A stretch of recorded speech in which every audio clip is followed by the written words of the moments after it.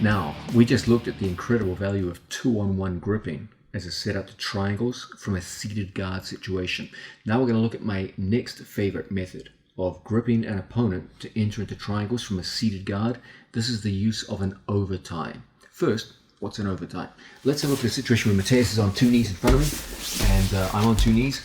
This would be a collar tie where Mateus has a grip on my collar just like so. So this would be a standard collar tie. If I put my own collar tie on him, we would both have a collar tie on each other. Okay? An overtie is where I go over and around my opponent's collar tie, and I take a collar tie on the same side, outside and over his collar tie. Okay? So here we both have conventional collar ties. Here I have an overtie. He's gripping left-handed, and I'm gripping over his left arm, right-handed, like so. He has the inside position, and I have the outside position. Now, this is an incredibly valuable grip in many different ways. Okay, in the standing position, we often use this to set up slide-bys, etc., so that we can go behind people and get to their back. Okay. In the case of the triangle from seated guard, we use it as a means of controlling our opponent's posture and keeping an arm trapped. Remember, our ultimate goal in every triangle setup is the same. It's to create a one-in, one-out situation. And the overtie is a splendid way of doing this. We're going to start off just like so, with our training partner working in. He's going to go in and take a collar tie just like this. Okay. Initially, I can play wrists and triceps. That's fine. Okay. Good way to prevent him from passing guard, etc. But at some point in the action, I'm going to come up here and I'm going to sneak on an overtie on my training partner. It doesn't feel very threatening from Mateus's perspective. Then I'm going to take my other hand and I'm going to go through and I'm going to hold my training partner at the elbow. As before, I'm going to put my foot on the same side as the trapped arm. Not the opposite side where now he could start going into ashigarami attacks on me. Okay? Obviously we don't want this kind of thing happening. That would be annoying to have to fight your way out of a leg lock when you were going for an upper body hold. So we come in here and we get our grips. Interestingly, when Mateus goes to yank his arm out, it's shockingly difficult because the head is controlled and the elbow is controlled. So now it's very easy for us to place our foot in and create that same unweighted foot that we saw earlier. When Mateus tries to grab my foot, it's so hard for him to stop that maneuverability. And we pull all the way around the corner. Now, because of the very nature of the overtie, we're locked in place with head control right from the start.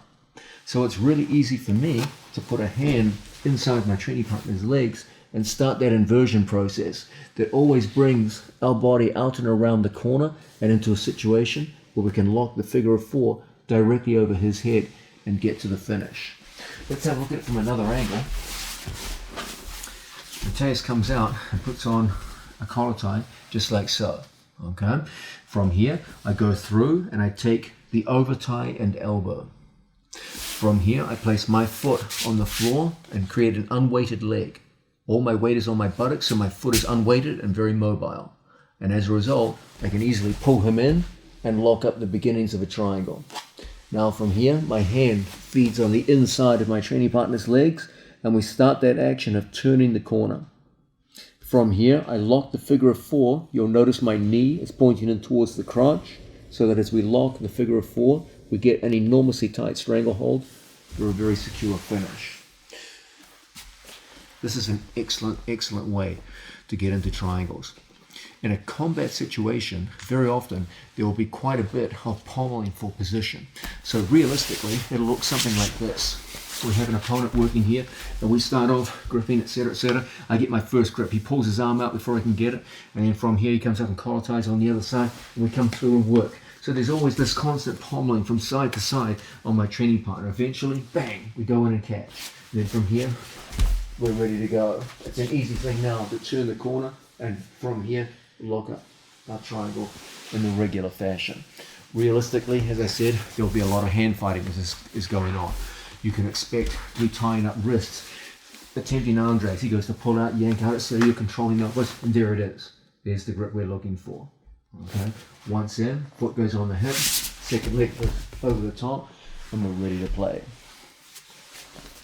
That overtie is a very, very valuable addition to your setups to triangles from the seated guard situation. Now, we just looked at the over tie as a setup to triangles from a seated guard situation. What about regular collar ties? Can I use those? Absolutely. Collar tie is an excellent way of controlling entries into a triangle because it directly controls your opponent's head. And all of his posturing begins at the head. So if you start with a collar tie, you have a great chance of holding him in and getting to a good triangle. Question is, how are you going to manage this? How are you going to work your opponent's arms in here? Well, let's have a look at this right now. We have a training partner on 2 knees. Very often from here, I will go out and initiate a collar tie by coming through and getting a hold of my training partner's elbow. Okay, so if we're here in a hand fight situation, I catch his wrist and I go through and I take the elbow joint just like so. Once I've secured the elbow, my second hand comes up and locks onto my training partner's collar just like so. So I have an underhand grip on the elbow. I'm not going overhand. I see many people in the sport of jiu-jitsu going overhand. There's times it's a good thing, but not for the triangle we're about to look at. Okay, so from hand fight, I go through and I secure my training partner's hand, and there's the elbow. Once I get the elbow, I go through and I secure the collar. Now I put my foot on the same side as the elbow control.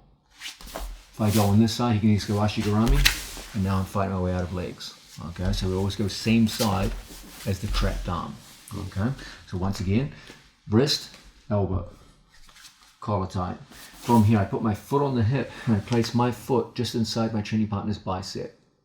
Okay, now from here, I go around the corner, kick through, and as always from here, we lock up an initial trap triangle. Off that initial trap triangle, we're always going to get control of our training partner's head. I go in, I get a grip on my training partner's legs. From here, as always, we make that turn that gets us up, so our 2 feet are pointing in a forwards direction. I control my training partner's head so that when I lock the figure of 4, it's a very clean lock on top of my training partner's head and neck. On the other side, from any situation where I go through on my training partner, I catch the wrist and I get a hold of the elbow.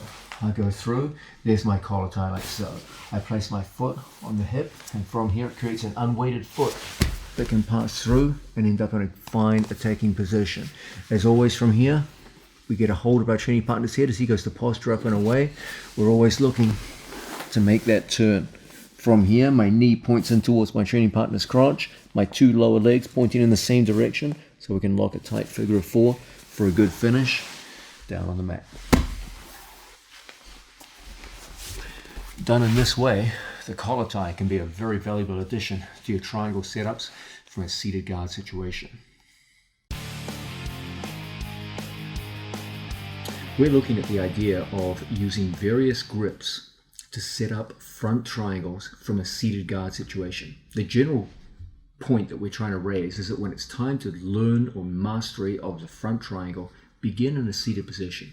It's much easier to move both yourself and your opponent from a seated position to enter into the 1 in 1 out situation than it is from supine situations, which are traditionally used to teach triangles to beginners. One of my favorite grips to work triangles in general, and seated guard in particular, is the overhook. This is a great means of keeping my opponent close to me. People are always trying to posture up and away from triangles. The beauty of an overhook is it holds them in close, makes posturing up and away very difficult. But it comes at a price. It means he's so close to me that it's not always easy to throw my foot over and get to the 1 in 1 out situation that we're looking for. So we're going to employ a trick. We're going to use the overhook to hit a sweep. One of the most well-known sweeps in the sport of jiu-jitsu, the hook sweep, or sumigeshi as my students often refer to it.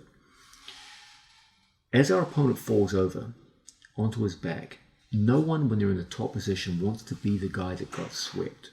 Okay, you lose points. You lose top position. Even in a submission-only match, many people will quickly get back up to top position when they feel they've been swept. We're going to use his reaction to set up a nice triangle. Let's have a look at a situation where Mateus is on 2 knees and we're working in the usual fashion.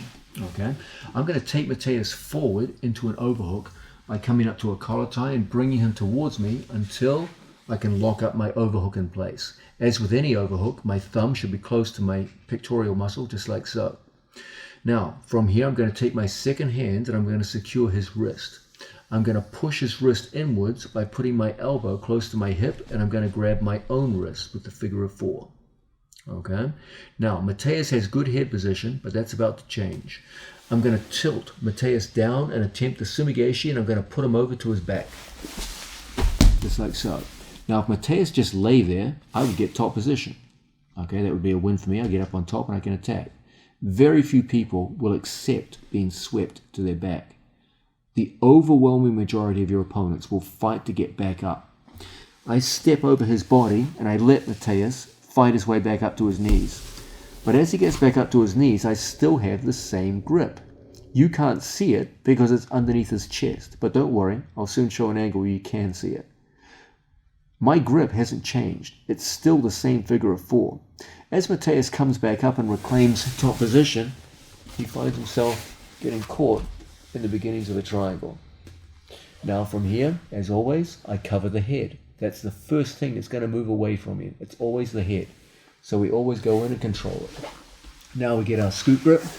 We turn the corner on our training partner, our 2 feet facing forward. We still have good control of the head, so he goes to pull away. It won't be easy. We lock the figure of 4, my knee pointing in towards his crotch, so that when we lock the triangle, it's directly behind his head, and the strangle comes on immediately. Once again, let's start off with Mateus here in my butterfly guard. From here, we start off with the regular hand fight. I come up, I draw him forwards so I can take my overhook in place. I secure his wrist, my own wrist. I put my shoulder down on the mat and I successfully sweep him over and stand over his body. As Mateus gets back up into top position, watch as his head rises, my leg goes under. I still have his wrist so I can throw over the top and secure the head. As he goes to pull away from me, you still have that head in place. And as a result, we can quickly go around the corner and into a winning position. This is a very, very useful way to use overhooks from a seated situation to put your opponent down briefly enough to enter into the 1 in 1 out position and secure a triangle in the fashion that we've seen before. We're looking at the idea of various grips as setups to triangles, in particular the front triangle, Amote Senkaku, working from bottom position. Let's look now, we just saw overhooks, let's look now at underhooking. Now, the overhook had its value because it controlled distance between us, and I can keep my opponent head to head in a position where we could set up the triangle relatively easily. Let's look now at the incredible value of underhooking and understand both its strengths and weaknesses, because there are some weaknesses here. When I underhook from this position, there's a problem that if my head position is poor and I'm too far from my opponent, it's very easy for my opponent to take his elbow back inside, and now I lose the underhook. He can pummel into his own underhook, flatten me out, and cause problems here. Okay, now we have to go to work in other ways. So my underhook has to be locked up in certain ways to make it effective. Okay, let's turn a little bit closer to the camera here and understand the nature of underhooking. I want my hand cupping over my opponent's shoulder so that the blade of my hand comes over like so and cups the front deltoid. If I have a superficial grip on my opponent's rear deltoid, it's very easy for him to slip his elbow through and then punch in his own underhook and start the action of flattening me out. Okay. So it's important here that when I enter into the underhook, if he's posted on my shoulder, I want to clear his elbow out of the way and come through, and I put the edge of my hand, like I was doing a chop, right there on my training partner's deltoid, and I lock in like so. So that's my hand position. You'll notice when I grip, my grip is that of a false grip. I reach with a bent wrist around like so. So here we start off, I clear his elbow out to the side, I punch in my underhook, and then from here, I cup the front deltoid like this. Okay, so that's my hand position. Next important thing is my elbow position. When I hold the underhook, I want my forearm parallel with the mat. I don't want my elbow down. When my elbow is down, it's so easy for him to clear my elbow and bring his elbow inside, and now I've lost my underhook entirely. Okay, I want to create a situation where my elbow is high. The higher my elbow, the greater the control I have with the underhook. So I come in, there's my hand covering the front deltoid, and you'll see that my elbow is very, very high. If we just bring you around in this direction, we'll show you from a different angle. Okay, this would be an example of a poor underhook. My hand is here, low on the deltoid, like so. Okay, and my elbow is low. This makes it very easy for Mateus to bring his elbow over the top and punch in his own underhook. And then from here, now I've got to go back to my overhook series. Okay, so when we enter, I make sure that I go high with my hand, cup the front deltoid, and my elbow goes high, so that my whole forearm is parallel with the mat. And as a result, I'm in a good position to go on the attack. When he goes to pull his elbow away from me now, it's significantly more difficult for him. Okay, that's how we want to be gripping effectively with our underhook. Now, let's put this in a context where we can actually work our way into a triangle in a very common situation. The first triangle that we're going to look at involves us working from a supine position. We've been flattened out to our back, and we work to go into a triangle from an underhook. I'll just have Mateus on this side. Okay, so we'll start off in what seems like a pretty hopeless situation. We've been flattened out down here on the mat. Our first move from this position is going to be to hit a forward shift that takes me from a supine position up to one where I can get up on my elbow. So we're going to hit the forward shift and come up like so. I'm going to punch in my underhook, and we're going to come down here to an elbow like so. Okay, very important, I'm here on my elbow. If I go down to a shoulder in a situation with an underhook, it's very, very hard for me to get the space I need to get into an underhook, into a triangle. Okay, what I need is mobility, and the best way for me to do that is to work here from my elbow. Once I have my elbow on the floor behind me and my foot goes either on his thigh or on the floor on the outside, now I have an ability to move my hip. Okay, and that's always what I'm looking for. Once my hip starts moving in this position, it becomes very, very easy for me now to take my foot and pull my opponent into a good triangle attack. Off that triangle, I immediately lock my feet, the trap triangle. I take my hand from overhook, punch through, and get a hold of the head. As my opponent goes to pull away from me, it's so easy now to hook into our usual attacking sequence and have our feet pointing well forward from this position. When he goes to posture up and away from the triangle, it's so difficult. And as a result, we can easily put the wedge in behind, and from here, lock up the figure of four for the strong triangle finish. Once again, from a situation where my training partner has me flattened out down on the mat, we're going to hit a small forward shift action where I take his body weight and move up just like so. Now, from here, there's my underhook in place, there's my high elbow position, and from this situation, it's not a difficult thing for me to place a foot on my training partner's hip. When he goes to move in towards me, it's a difficult thing. There's a lot of pressure there stopping him. And as a result, we can quickly throw our leg over our training partner's shoulder and lock the trap triangle. We know that once we get a trap triangle, everything's about the progression into the figure four triangle. That's usually done against resistance. First line of resistance is almost always posture, so we always want to get a hold of our training partner's head. The next line of resistance is almost always some kind of stacking action. Okay, so we want to make sure before our opponent get a good stack that we get angle on our training partner. So now stacking will be more or less useless. In a position like this, it's easy for us to lock the figure of four and strangle. If my opponent was naive and continued to stack, we could easily put him over and onto his back. Let's have a look at it from a slightly different angle so you can see that underhook action. From a situation where my opponent holds me down like so, and we hit the forward shift and punch in.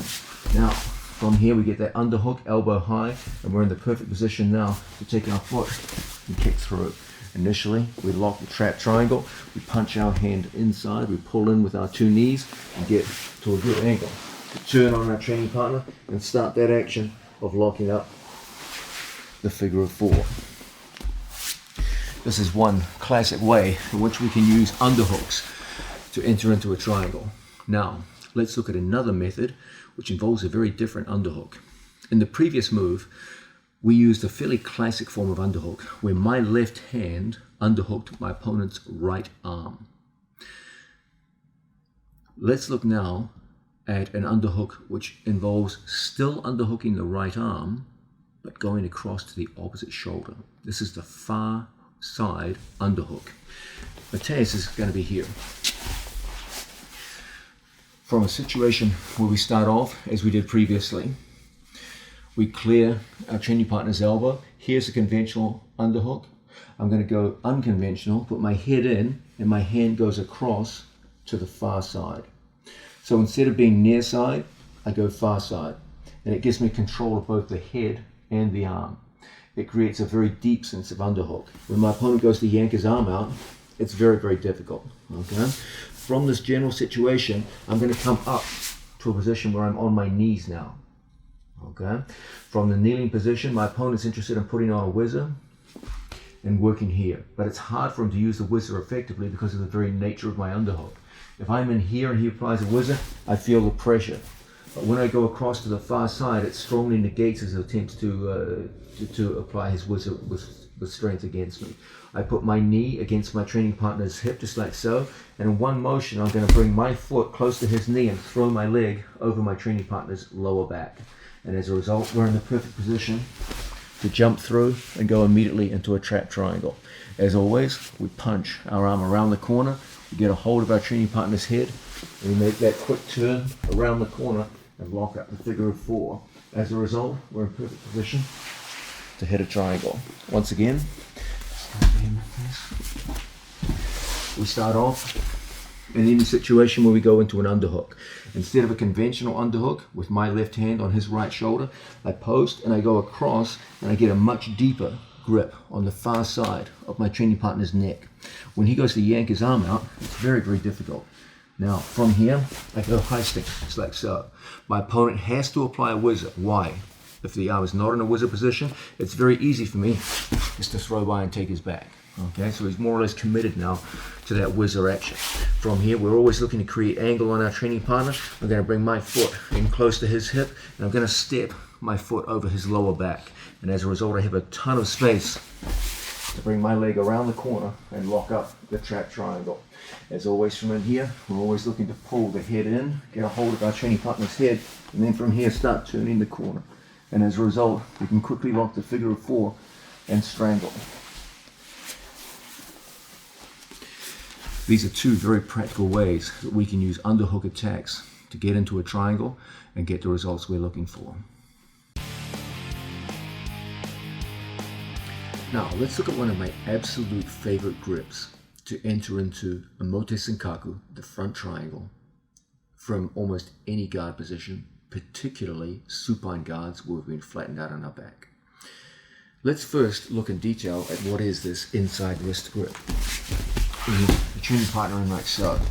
Normally, when we go to attack triangles, you will see people using a basic overhand pronated grip where they're pushing inwards to get a triangle. Okay, and it's a good grip. It works on the idea that if I push my opponent's hand in and I have the other arm extended, I can create a one in, one out situation where I can throw my legs over and secure a triangle. Okay, it's a good method. The inside wrist is based on a very different principle. When I push inwards towards my opponent's center line, my leg goes over his arm and we get the one in, one out scenario. The inside wrist is based on a completely different idea. It's based on the notion of inside control. I'm going to take my thumb and put it inside my opponent's wrist, right at the veins of my training partner's wrist, just like so. Okay? Then I fold my hand back so my wrist is bent back at 90 degrees. Don't have a straight wrist. The wrist is bent back, just like so. This puts my wrist higher than his wrist. Now when Mateus tries to take his hand back towards his center line, it's physically impossible. It's rather like Mateus has been put in an American lock, and the only muscles that govern his ability to bring the hand back towards the center line are the small and weak rotator cuff muscles at the back of the shoulder. So it doesn't look like much of a grip. It doesn't have to be, because the only muscles Mateus can use to bring his hand back are small and weak. So when he goes to push his hand back towards the center line, I can easily hold him out. The only direction he can really move his arm is out and away. And that doesn't help him. That actually makes it easier for me to throw my leg over his shoulder. So let's have a look at how we might use this. From any situation where we start off with our training partner, down here in a supine situation like so, we're going to get our hand to the inside wrist position and hold out here. As Mateus tries to bring his hand back in, I extend my arm and I keep my wrist bent back at 90 degrees. When Mateus tries to bring his hand back in, it feels like you're fighting against a brick wall. Now, I turn onto my side and my hand catches him at the head. So when he tries to posture up, that left hand collar tie makes it very, very difficult. When he tries to bring his left hand back to protect from the triangle, it's impossible. And now from here, I bring my foot directly over his neck and we're in the perfect position to attack. Now that I have my legs in place, I forget about the hand. There's no need for it anymore. As he goes to posture up, we get a hold of our training partner's head. We make the turn around the corner with my 2 feet pointing forwards, and as a result, we're able to put that wedge right behind our training partner's head and neck, and as a result of that, we can enter into a very tight triangle with the lock directly over his head, my knee pointed into the crotch, and the elbow completely controlled. And as a result, we get a very, very tight strangle indeed. Let's have a look at this again. From a situation, from a situation where we're wrestling and our opponent goes to put us down, I catch my training partner in here, and I maintain the inside wrist grip. If my wrist is straight, Mateus only works against my thumb, and he can easily bring his hand inwards. So I want to get extension and my hand higher than his wrist. So as a result, you completely shut him out. Now we go through and we control our training partner at the head and neck, and we turn our hips out onto the side. So I can bring my knee back to my shoulder and easily pass my legs in over the top. Now I can release the inside wrist grip, and I go in to control my training partner's head and arm, and we turn the corner and get our legs into the perfect attacking position.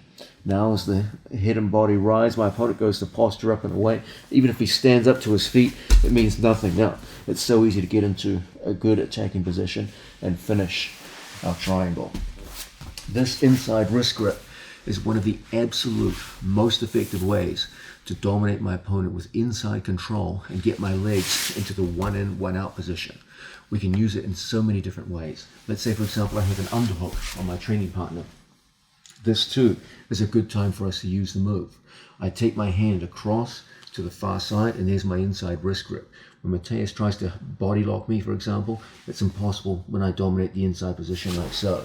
Now from here, as he tries to push into me and stack, or if he tries to pull away, my underhook makes it difficult, and we dominate with that inside wrist grip. And once again, we can quickly get into the trap triangle.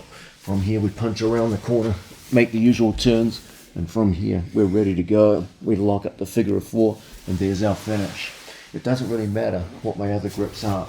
I can even start from a situation where I take an over tie on my training partner, and there, once again, we snatch the inside wrist grip. He tries to push his hand back in, and it's so difficult. From here, it's not a difficult thing to pull our opponent around the corner and go directly into our favorite attacking positions and lock up. Once we get the triangle, you no longer need the inside wrist. You're ready to attack. It's such an incredible grip. You'll be delighted at how easy it is to prevent your opponent from bringing his hand back towards the center line with this very simple grip. And there's just so many contexts in which we can use it. Say, for example, if we're in bottom half guard, and from this situation, I start a simple elbow motion, and we start coming through. I'll put my hand underneath my training partner's armpit when he goes to reach for me. It's so easy now to take that inside wrist grip that we've been talking about, and as a result, go right into our various attacks. As he tries to posture up and away, we get that same action that we're always looking for. The turn around the corner, the lock of the figure of 4, etc., etc. So many ways we can use this very simple, very versatile grip. An extremely effective example of inside position, using our thumb, the bent wrist, and dominating from the inside so we can get to the one in, one out position and start our triangle series. Now, in the previous sequences, we looked at grip-based entries into the front triangle. 2-on-1 grips, over ties, collar ties, overhooks, etc. Okay? Grip is one thing, but one of the really great ways of entering into front triangles from a seated guard situation is to generate kazushi, or off balancing, where I get my opponent out of balance. I get a defensive reaction where they have to rebalance themselves, and I use that momentary distraction to go in and secure the triangle. You guys will remember from other videos that I've made that kazushi is a huge part of my approach to the bottom position. We're constantly looking to get our opponent out of balance And once we get them out of balance, it's so hard for our opponent to prevent some kind of entry into a submission, whether it be legs, whether it be back, kimura, front headlock, or in this case, the triangle. Now, there are a million ways I could show you to off-balance people in different positions, but there is one which is king of all in the seated butterfly situation when it's time to enter into front triangles. This is the method where I push upon my opponent's knee with my foot. Let's have a look at this right now. Mateus is going to be here on 2 knees, and I will be in front of him. This method is useful whenever someone is on 2 knees in front of us and we're working down here like so. Okay. As a general rule, I'm just going to give you a very general rule. It's a broad rule, a rule of thumb. It's not hard and fast, but it's a pretty good general rule. When someone stands up over me, their legs are extended and vulnerable, and it's very easy for me to get inside position. So this is exactly the kind of situation where I'd enter into people's legs, and I will go into lower body attacks most of the time. You will notice that his upper body is further away from me. Let's take a passing stance. His upper body is so far away from me that it's unlikely I'm going to be able to secure upper body submissions. But the lower body is completely open. It's very close and it's extended. And from here, it's easy for me to go into ashigarami. So my general rule of thumb is when someone is standing in my guard, I go lower body attacks most of the time. When someone is on 2 knees, now it's going to be much more difficult for me to go into ashigarami because the knees are on the floor. So most of the time here, I will initiate with upper body attacks when you're on 2 knees. So a general rule, not always, but as a general rule, we typically go upper body attacks when opponent's on 2 knees, and we typically initiate with lower body attacks when our training partner is standing. And I play between those two. Now, I noticed that my training partner is on 2 knees, so upper body attacks make a lot of good sense at this point. We've seen the idea of getting good grips on our training partner. Okay, let's look now at the idea of generating kazushi or off-balancing. What I'm going to look to do is take advantage of the fact that I can place a foot on my training partner's knee. When I do so with my toes pointing outwards. I never do so with my toes pointing upwards. When I push now, there's a tendency to slip off. That's not what you want. You want to form an effective hook so that you can curve your foot around his knee. Look what happens now when I begin a slight pull on my training partner and a push like so, that off balancing. He has to put a hand on the mat. If he doesn't, he's going to face plant right on the floor. Okay? All human beings are hardwired to recover their balance whenever their balance is broken. We all are. It's a human instinct you can't get over. So anytime we're here working with our training partner and I get a quick movement like so, he's always going to go to recover his balance so he doesn't pitch over and fall. Okay? Typically they go with a hand down to the mat. So regardless of the grips that I have, just like so, it's a simple thing for me to put a hand down to the floor. Okay? And so I often have my students drill this simple motion from a hand fight situation. As we work like so, I will often have them put hands down to the floor and go to it's moving around spontaneously. And then from here, it's a simple thing for us to get hands down to the mat on either side. Okay? And from here, we're constantly looking to get hands working and a hand down to the floor. Every time he pulls back up, he just goes through and we get hands down to the mat. Okay? So this is a very common and easy situation to work with. Now, anytime we get a hand to the mat, triangle's right in front of you. It's right there, ready to be taken in numerous different ways. Okay? So from a situation where I work like so, I take an inside bicep tie. From here I have a tricep and inside bicep. I just put his hand down on the mat. When the hand's on the mat, it's so easy for me now to come up to the hip and pull him forward, and lo and behold, we're right into triangle time. As he goes to pull away from us, we do what we always do. We cover our training partner's arm, we cover the hip, we make that turn around the corner and get our knee pointing into the crotch. And as a result, we can come up nice and high, lock the figure of 4, and get our stranglehold. Once again, we start off in front of our training partner like so. There's that initial grip that we're looking for, and there's the hand on the mat. So easy for us now to come up to the head and kick around in numerous ways to go into the 1 in, 1 out situation. I've got one arm outside my legs, one arm inside as he goes to yank away from me. It's so hard when you control your training partner's hip. And so easy for us to come up and make the various locks that we'd like in this position. So we're constantly looking to use our 2 feet in creative ways, pushing on our training partner's legs. Okay? If we go in towards our training partner, it's such an easy thing from here, just to put a hand down to the mat, and then right away we're into that 1 in, 1 out situation, regardless of the grip that we employ. It doesn't matter. Okay? Now, let's note something. We never kick our training partner's leg. It's actually less effective. We always place and push. It's a push, not a kick. A kick will only make your training partners angry and it won't have much effect. Okay? A push, on the other hand, will immediately put them in a vulnerable position. You can work in so many different ways. Once the hand touches the mat, I will often just hug and bring my foot through on the other side. And now, once again, we're back in that situation where we can go on the attack. All we're looking for is the classic 1 in, 1 out. Doesn't matter whether I have a collar tie and we're in business. Doesn't matter whether we have bicep ties on his part. We'll always hand to the floor, like so. If he doesn't bring his hand to the floor, if he doesn't, then he'll go right over. So he has to put a hand to the floor. And we can constantly use the forward pull combined with the push to get a hand to the mat. And once we get a hand to the mat, there's an almost infinite number of ways in which we can go into the various triangles that we favor. So we're constantly looking to use our feet to generate off balancing, get his hands to the mat, and lock up the trap triangle. And as you know, once you get the trap triangle, it's always the same story. It's the transition from trap triangle to figure 4 and get that strangle.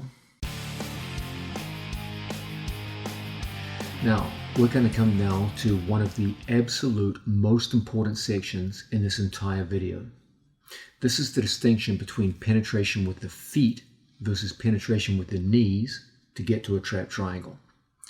It is absolutely essential that you grasp the significance of this distinction. There are 2 basic ways for me to penetrate into a triangle from bottom position. Top position is a little more complex. I'll come to that later. I can lead with my feet or I can lead with my knees. They're both great options. The question is, when do I use one and when do I use the other? The rule is pretty simple. The further my opponent's chest is from my chest, the more likely I am to lead with my foot to penetrate to a triangle. And the closer his chest is to mine, the more likely I am to penetrate with a knee to get to a triangle. You must understand the difference and know when to use the one which is appropriate for the situation in which you find yourself.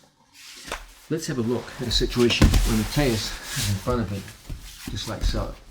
You can clearly see in a hand fight situation there is space between his chest and my chest. Okay? That space makes it relatively easy for me to lead with my foot. And my foot goes over his collarbone and we penetrate through into the trap triangle. This stands in contrast to situations where we are chest to chest, like so. Bring the knees in. When we are chest to chest, there's no way I can use my foot over his shoulder. It would require insane amounts of flexibility, far beyond human flexibility. So what we do in these situations is we typically penetrate with the knee.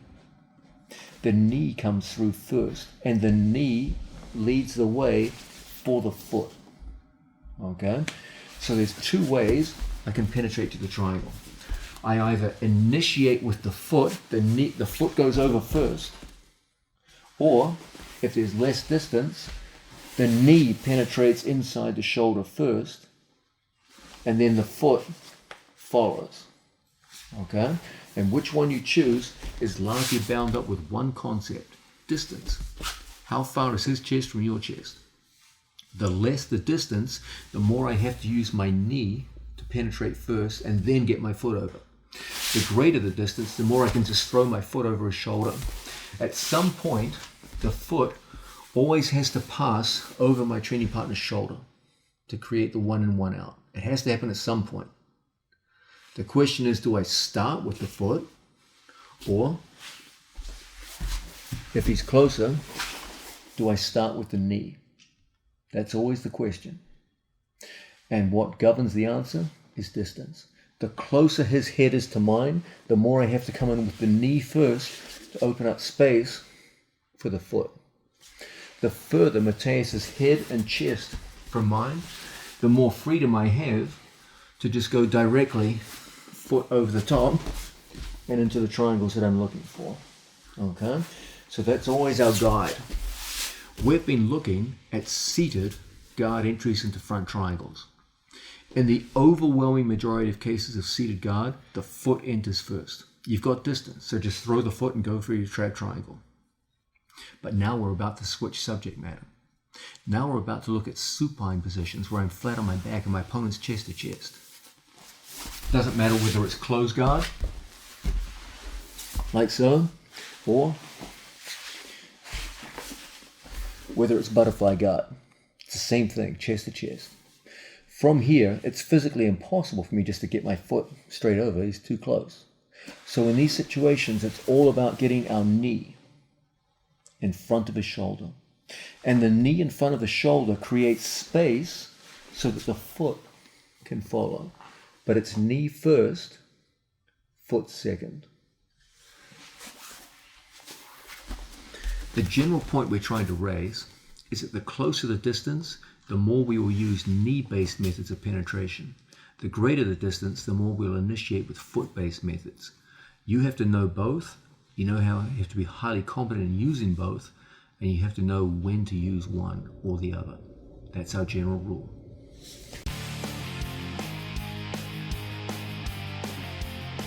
Now, we've been looking at the idea of seated position, and we've seen that as a general rule, I like to see my students working their triangles in the seated position first, learning them there in the seated position, and then progressing to supine positions where they're on their back.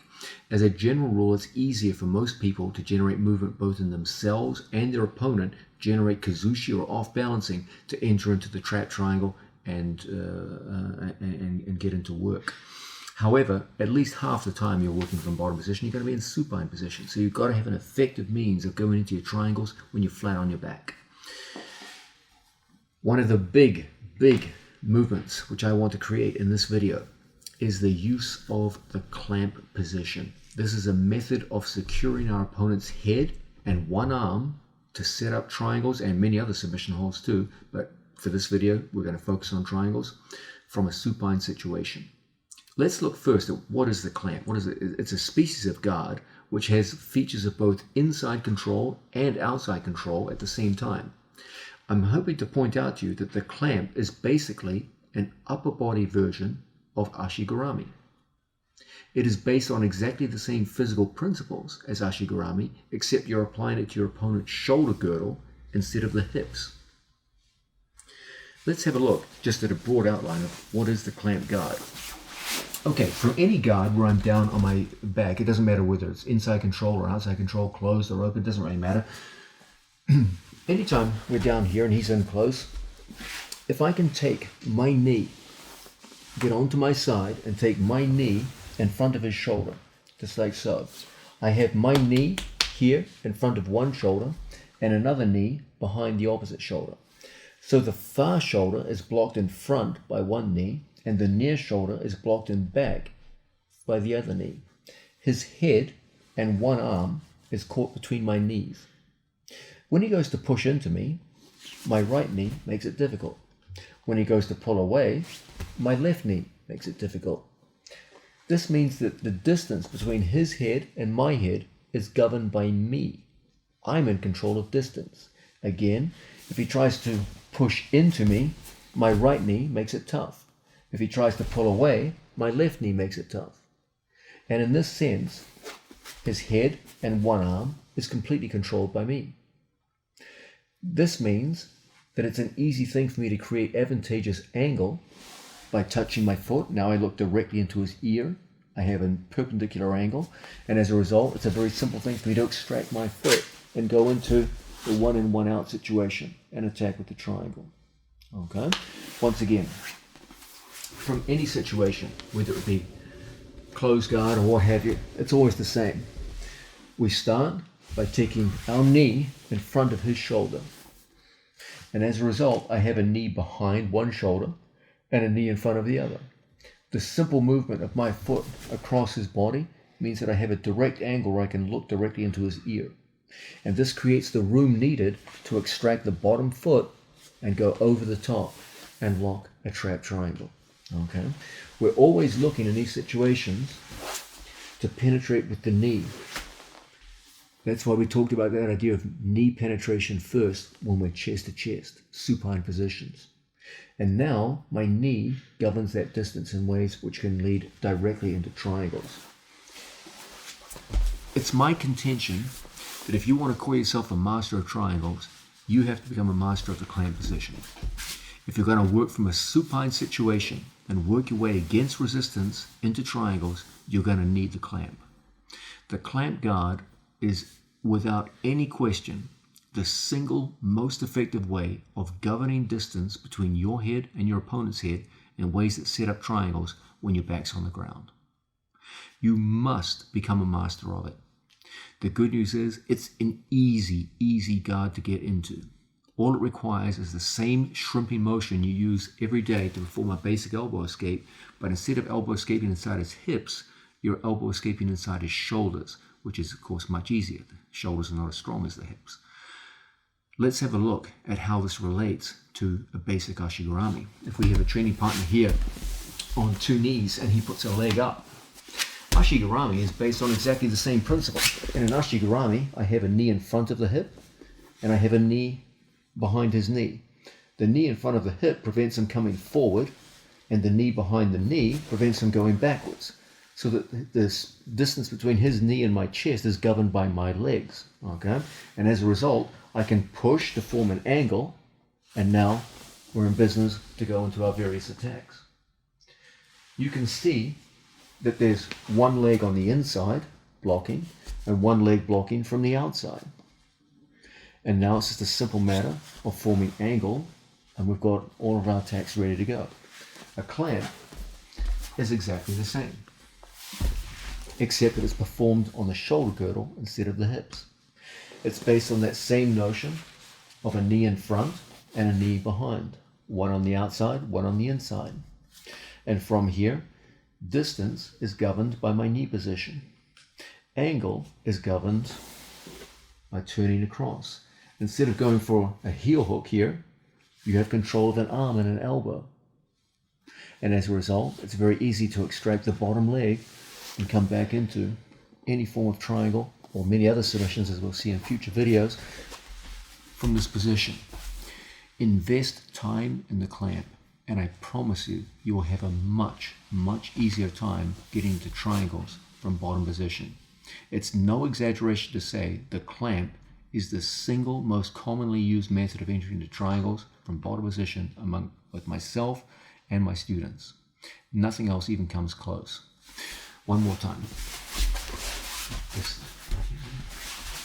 From any situation where my training partner forces me down to my back, my first thing here is to get my body onto its side. So I move out onto my side, even if he's in close. From here, I bring my knee and elbow escape motion in front of his shoulder. And now it's so hard for him to drive into me. When he goes to pull away, it's so difficult. What I do in this situation is a combination of bringing my knees together and one knee pulls to my chest, scissoring back, and the other knee pushes forward. It's not so much a squeeze, which is not really the strongest motion in the world, as it is a scissoring action, where my knee comes back towards my chest. My elbow goes over his elbow. So if he tries to pull his arm out, it's very difficult. And now it's a very easy thing for me to find the angle I want to extract the bottom leg, and lo and behold, we're in business with our triangle. This is a basic introduction to the clamp. We're going to look very soon at a range of ways we can use this clamp to enter into an excellent array of front triangles from bottom position whenever our opponent has flattened us out. Now, we've been talking about the importance of the clamp position. It's a variation of guard which governs distance between my head and my opponent's head and facilitates the entry into triangles whenever we're flat on our back. I want now to look at how I transition from close guard, supine butterfly guards, and half guard into the clamp. What I want is for you guys to get very strong at entering into the clamp from almost any bottom position where you're flat on your back. If you can do this, the number of triangles you attempt will go up greatly every time you get on the mats. So it's important we be strong at this shift from a guard which doesn't really offer much in the way of triangles to the clamp, which immediately makes triangles possible, even probable. So we're going to start off first in a closed guard situation, just like so. Okay, Mateus has hands on biceps. From here, my first thing is I've got to get hands to the floor. So I'm going to pommel in with one hand first. You notice that when I pommel in, I never just pommel in with my hand far from my shoulder, because now Mateus can pommel his hand back inside and go right back to my bicep. So that's no good. I pommeled inside, he pommeled again, and you end up in the same position. So it's important that when we pommel inside, we bring our hand to our shoulder. So now when he goes to re-pommel, there's nothing there for him. Okay, very important. So whenever we go to pommel, we never go in at the same time. We never go in two hands at the same time. It's always one and two. Now my two hands and my elbows are inside my opponent's two hands and elbows. I now pull with my legs, and that puts his hands on the mat. Okay, so that's how we get hands to the floor. He's got hands on biceps. I come in one, I come in two, I pull, and then I catch the head. Now I put my foot on the floor and I turn onto my side. My knee points down at the floor and my heel points up at the ceiling, just like so. When Mateus goes to pull away, it's not easy because of that headlock grip and the tricep grip. And now it's very easy for me to put my foot on the hip and fit my knee in front of the shoulder, my other knee behind the shoulder, trapping Mateus's head and one arm inside my clamp. When he goes to yank out, it's really not an easy thing to do. He's stuck. Okay, and as a result, we're in the perfect position to find angle and extract the bottom foot and go into triangles. Okay, so one more time. From a closed guard situation, I bring my hand inside, hand goes close to shoulder. I bring my second hand inside, hand close to shoulder. My two knees pull inwards and his hands go to the mat. I headlock, turn onto my side and invert my knee and my heel points up. I trap, I bring my foot to the hip, and now we're right into the clamp. When he goes to yank out, it's such a difficult thing, and it's so easy for us now to find the angle we're looking for and go into our triangle. So that would be a good example of working from a closed guard. Now let's look at the idea of working from a butterfly guard. From a situation where Mateus has flattened me out here, okay, the first thing we're going to do is we're going to put one butterfly hook inside our training partner's leg, and we're going to point our knee out and away. Okay, so instead of my knees pointing up like so, I point outwards, and from here I put my elbow inside his bicep and my elbow here above his head. Now I use my right foot to push my body outwards, and I'm now on my side. I'm no longer flat on my back. Now I'm in the perfect position to bring my knee in front of his shoulder, and lo and behold, once again we have the clamp guard. His head and one arm are trapped between my two knees. When he goes to yank out, it's such a difficult thing. It's so easy for us now to go into our various attacks.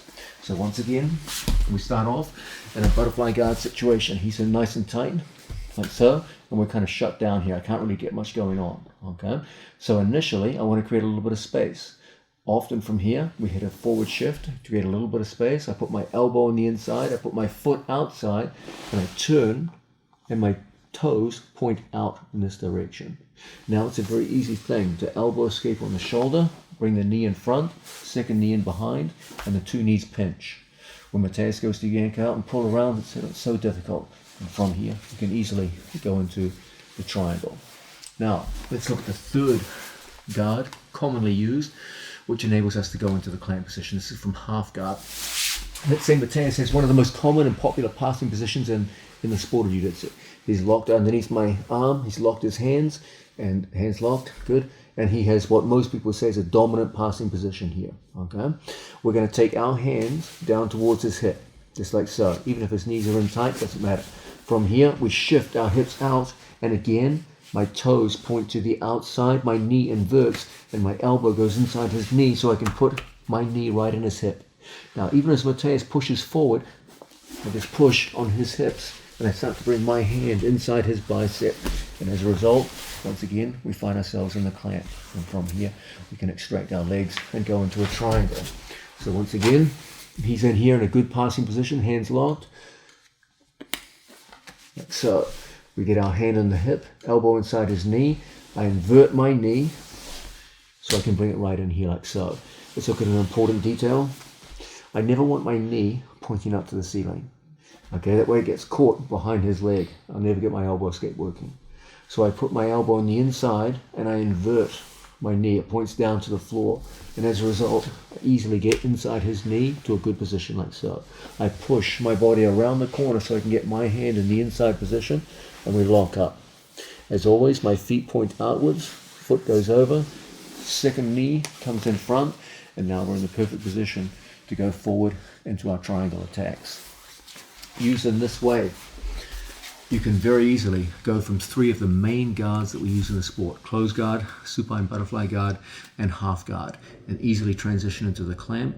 And once you get to the clamp, you can easily transition into your triangle attacks from the front. Now we're looking at the idea of going into front triangles from a supine position. Previously, we looked at the idea of the clamp position. I want now to enlarge upon that and start to bring in the idea of wrist controls. Anytime someone is in my guard, a classic form of triangle entry from a closed guard situation comes out of double wrist control. This is a move which has been around for eons, and it's been very effective over the years. The idea is that if I have two of my training partner's wrists, I can push one wrist under the other and create a temporary situation where I have the one in, one out. If I were to throw my legs up at this point, now one arm would be outside my triangle and one arm would be inside, and from here I could go in and work. Okay, it's one of those old venerable moves of the sport, which to this day can still have some success. But in truth, I've never really been a big fan of double wrist control to a triangle for an obvious reason. It does nothing whatsoever to control my opponent's posture.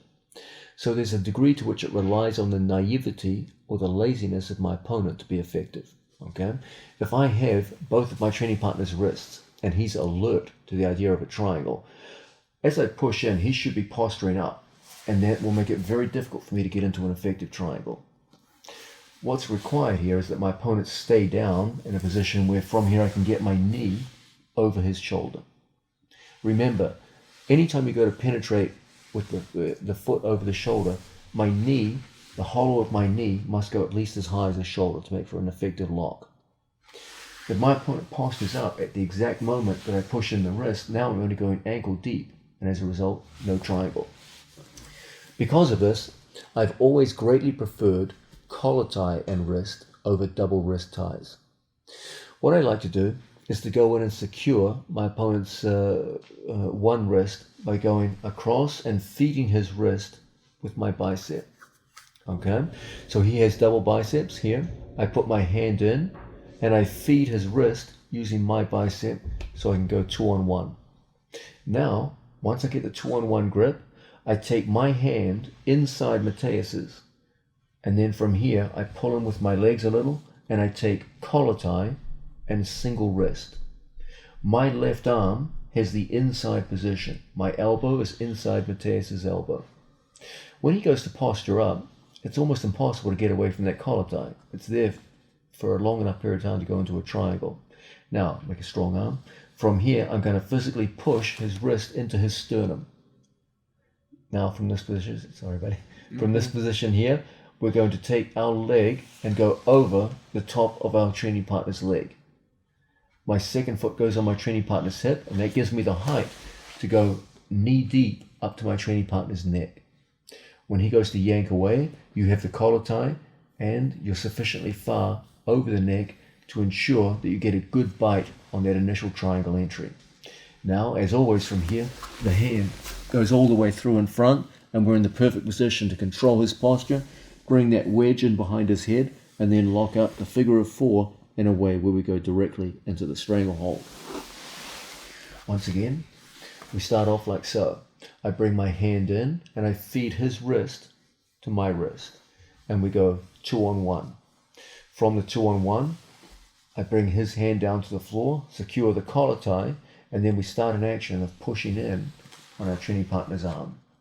Now from here, I split my legs and throw my leg knee deep over his collar. When he goes to yank out, it's surprisingly difficult because of the simple collar tie that I have. Now, as always from here, we bring our hand through as a scoop grip, and we start that action of bringing our lower back up off the floor. With an advantageous angle like this, it's very easy for us to wedge around our training partner's head and shoulders, and then from this position, locking the figure of 4 creates an immediate strangulation. As always, the knee points in at the crotch. My strangle knee is lower than his ear, and when he tries to pull away from me, it's shockingly difficult. And from here, the strangle comes on immediately.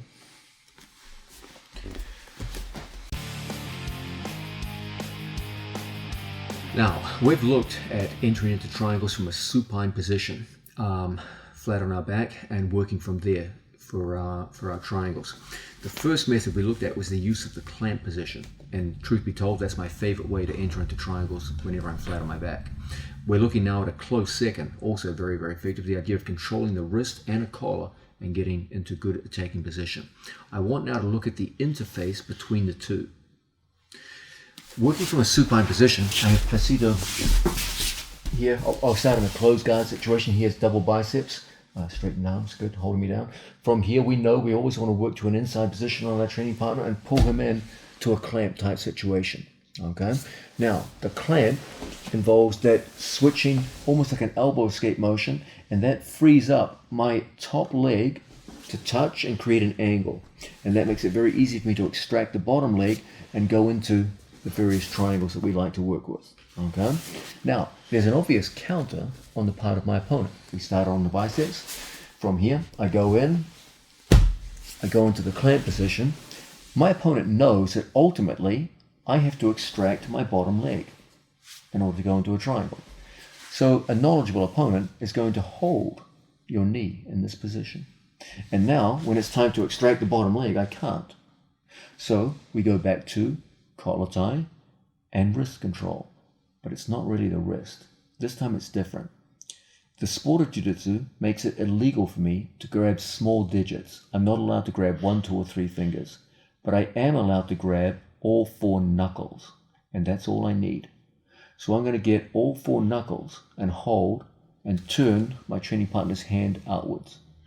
And as a result, it's very, very easy for me to kick over the top and go into our triangle series.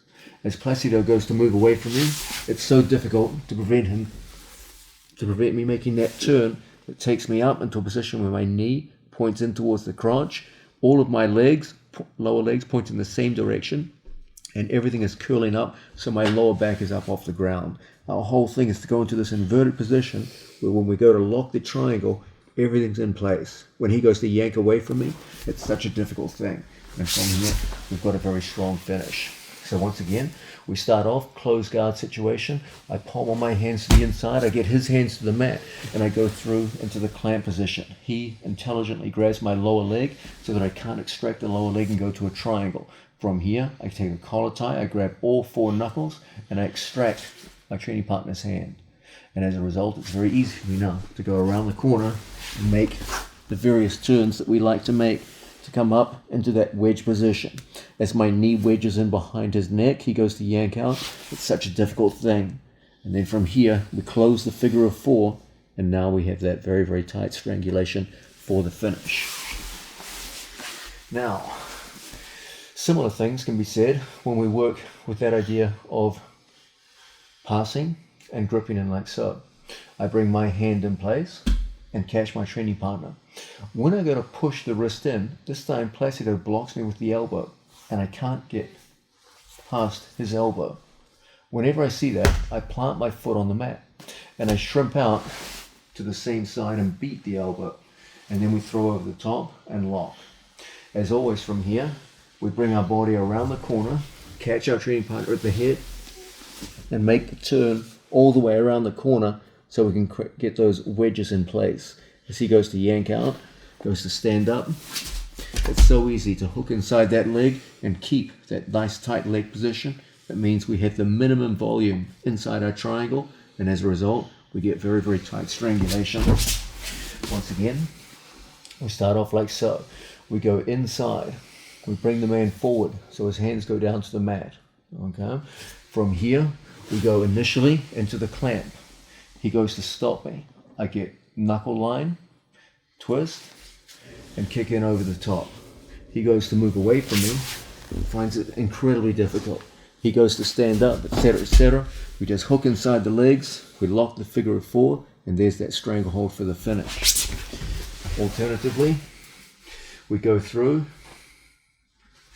past the wrist, and he blocks me with his elbow. So I plant my foot and I shrimp outside of his elbow and throw my legs in over the top. As always, from in here, we get a hold of our training partner's head, we make a good turn around the corner and lock up. Now, as our triangle gets set behind our training partner, everything locks through and we end up in the perfect attacking position. So these are some simple ways in which we can use wrist controls to make it even harder for our opponents, stopping us from making that transition into the trap triangle, and from there into the full figure of four for the stranglehold. Now we've been looking at the king of all the triangles, the front triangle. There's no question that this is the most important out of all the various 5 triangles that we work with. It's why we're spending the most time on it. All the triangles we've looked at so far, all the entries, all the finishes have been with us in the bottom position. But of course, the front triangle can be used equally well from top or bottom position. We're going to look now at an interesting sequence that starts with us in the bottom position. We're going to employ an attack on the joints to throw our opponent over. This is often referred to as monoplata, and take top position. Once we're on top, we're going to learn how to convert that top position into a front stranglehold. Let's start off with our training partner in our guard. Let's move back a little bit away from the camera. So we have a training partner here working in guard position just like so. We're going to go forward and into the clamp position right here. I'm going to take my foot over the top and hook onto my training partner's far shoulder like so. Now, ordinarily, in an omoplata, I would take out my bottom leg and move my body and align my body with that of my opponent. My back is flat on the ground, and as a result, there's relatively little weight over my training partner's head. So his head can rise and cause problems for my attempts to finish. That's why omoplata tends to be a move which is very easy to enter into, but problematic to actually finish on someone. So we see our opponent, maybe he's locking our knee or what have you. We're going to take our foot across like so. Instead of me lying down on my back and lining up with my opponent, I'm going to stay more or less perpendicular to him. And in addition, I'm going to come up to an elbow. So I bring my elbow back behind me and I come up to an elbow just like so. Now from here, I'm going to take my bottom foot and I'm going to put my toes on the mat. I'm going to heist and use my knee to force his head down towards the mat. As I do so, I now get an ability to come up onto my base. Even if Placido goes to resist me at this point, it's very easy for me to plant my hands and put 2 hands on the floor. Now I continue pushing my hips forward. This puts extreme stress on my training partner's arm and gives him a very simple choice. If he stays where he is, I can break his arm here. It's rather like a kimura lock applied with the legs. Given a choice between a broken arm and a forward roll, most people will go with a forward roll. So from here, we're going to drive our opponent over and put him down to his shoulder. As soon as he does this recovery position, goes down to his back, we're going to take our foot and hook our foot inside. So we now find ourselves in the 1 in, 1 out position that we're always looking for. One of my opponent's arms is trapped inside my legs, and one of his arms is trapped outside. All that's required for me now is to hug the head, put my knee on the floor, and then turn my body across, so that only the head and the arm are trapped inside my triangle. Now I bring my head down to the mat, my legs come off the floor, and I lock the figure of 4. Now I can either settle back and finish from top position, or I can punch my arm through and come up into bottom position and strangle. If he goes to stand up, move around, etc., we do what we always do. We hook inside our training partner's leg and find ourselves in the perfect finishing position. So once again, we're going to start off at any given guard position just like so. Like before, we're going to come out and find ourselves in the clamp situation. We're going to take our foot over our training partner's shoulder. We're going to form an advantageous angle and push out to the side. I put my bottom foot on the floor, and I'm always looking in these situations to build up to an elbow. Now from here, everything is about pushing his head down. He wants the head to rise. I want to come up and heist and force his head down towards the floor. Now, as I continue walking around my training partner's hips, I take my foot up, and we find ourselves now in the perfect one in, one out situation. I bring my legs up. I put my head down on the floor. As my bottom leg locks, we get the figure of 4. Now, I could just strangle right here, or I could roll through. If he stays on the knees, we'll strangle. If he goes to stand up on me, as always, we'll hook our head in towards his legs and finish the strangle like so. One more time from a different angle. From a situation where we start off and enter into the clamp. We pass our foot across our training partner's body. From here, we're always looking to come up to an elbow like so. Now I use my knees to force him down. I heist and bring my body across into a position where I can easily hook around my training partner's head. From this position, I bring my body weight forward and we lock the figure of 4. I can finish top or bottom position, it doesn't really matter. This simple method of rolling our training partner over with the threat of the monoplata and then ending up in a mounted triangle is a very effective way to introduce you to the idea of finishing with front triangles from top position. Let's look at going into triangles from a range of different positions and bringing in some key themes for our triangle system. The first key theme is this idea of position or off balance. Look at how we might use it in the case of a closed guard scenario. Brian Glick has inside position for biceps. From here we want to come up to our base. So we're going to bring hands to the inside, just like so.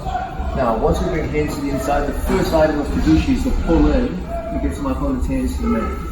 Okay?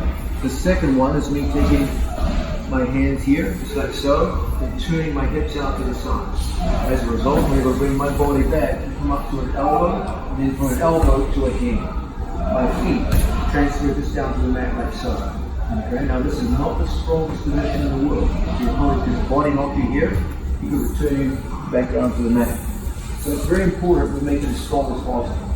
The strength doesn't come from your right hand. It comes from your hip position. I want to use my left leg to bring my hips higher than his hips, so that my chest is almost facing down to the mat. Now when he goes to push into me, it's a lot more difficult because my hips are higher than his hips. Okay? So once again, we have a situation where our opponent's in like so. We bring our hands inside our opponent's hands, and we bring his hands down to the mat. From here, we shift our hips out to the side, and we come up to an elbow. From the elbow, we come up to a hand. I plant my foot, and I start bringing my body up like so. What I want to do now is to make my opponent's hand go out here, give me space for an upcoming triangle. The way I do this is I fake a hip sweep. My opponent's forced to base out with his hand like so, otherwise he'll fall over. He has hands around my waist, and I go forward, he'll knock him straight down. So there's no choice on his part, he has to put his hand up as a basic support. As soon as we see that, now we're going to take our feet off the mat, and we're going to balance on our training partner's hips, just like so. So that 100% of my weight is on his hips. And that which makes it so easy for me to move my head from close to his to far away and pull him into the triangle. Now from this position, this is where all the resistance comes from. Your opponent will want to either stack you or posture up or engage in some kind of defense. So to keep that collar tie in place, my hand scoops inside my training partner's leg. As he goes to stand up, move around, etc., we always focus on bringing our knee around the corner so that our knee and shin are very, very close together. As he goes to pull away from us, It's a very difficult thing. And then from here, we lock the figure of 4 and we get a good strangle for the finish. Once again, starting off in a closed down situation, we bring our hands to the inside position. His hands go down to the floor, we catch, and we shift our hips out to the side. That's going to give us an ability to come up to an elbow. From here, look how I plant my foot and everything goes to the outside. We throw it across him. Now, our weight goes onto him. And as a result, my legs become weightless. And it's very easy for me to throw my legs over the shoulders. When he goes to pull away, posture up, etc., we focus on a quick turn, brings everything around the corner, and a good lock of our legs, so we get the figure of 4 and a good tight strangle. All done? Let's give it a try.